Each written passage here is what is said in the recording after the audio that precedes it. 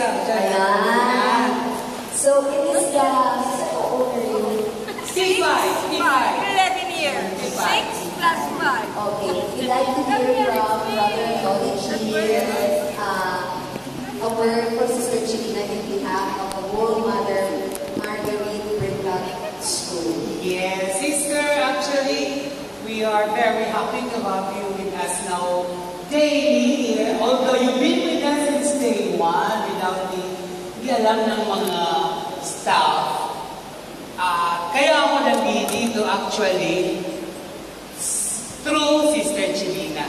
So kahit nung wala pa siya dito, sa Maynila pa siya nag-base, nandito ako nakikita ninyo, but I receive all instructions from her and I report directly to her. And only this school year, nandito na talaga siya sa atin. So as I told you, we're very happy to have you with us here. It really, ikaw ang tinuturing, you are treated by all of us as our mother here. That's how Agnes also introduced us to you, and she introduced you to us also. You treated them also, the sisters, as the mother.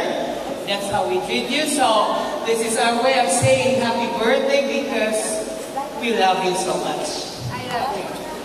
We might be sometimes at odds with each other, but that's how it is. Part of that. Okay, so sister. Thank you. Please continue praying for us and being our mother, our guide, our counselor, our best friend. You're the perfect girl in my life. Most especially for helping us clean the mess in our life. Thank you. God bless you.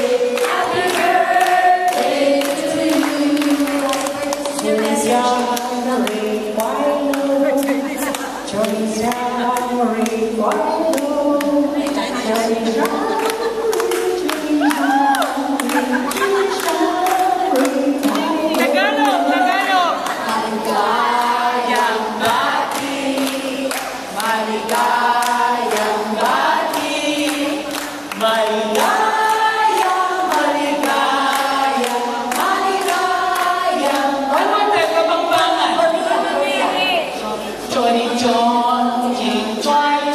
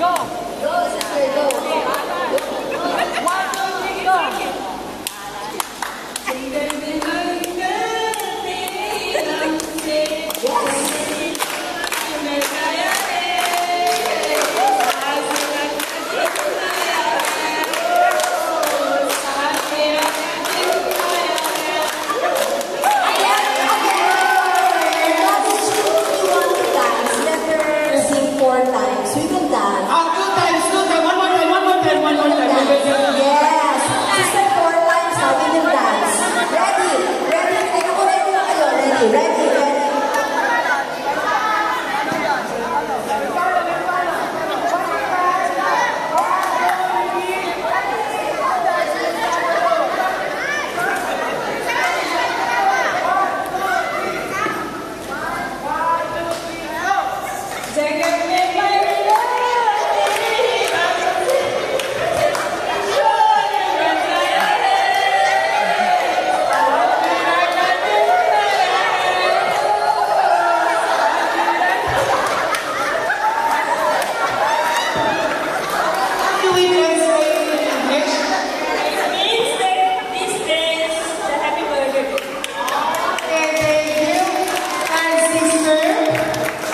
Okay, so sa Tagalog daw yun, ang araw na ito ay maligaya para sa iyong kaalaman.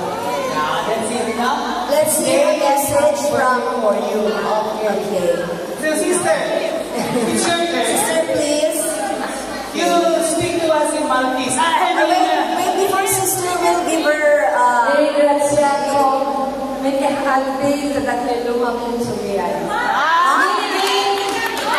Thank you from the bottom of my heart for all that you did with me, for me today. Thank you.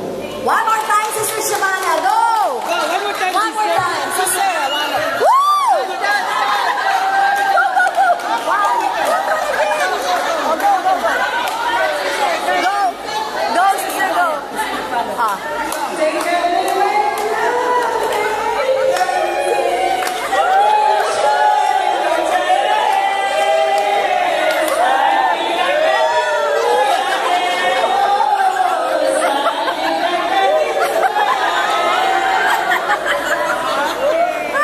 Yes, sister. Thank you. Thank you very much. So, teachers, by the way, I have a very important announcement. Sorry. Teachers, listen. Tomorrow we're going out with a letter to the parents.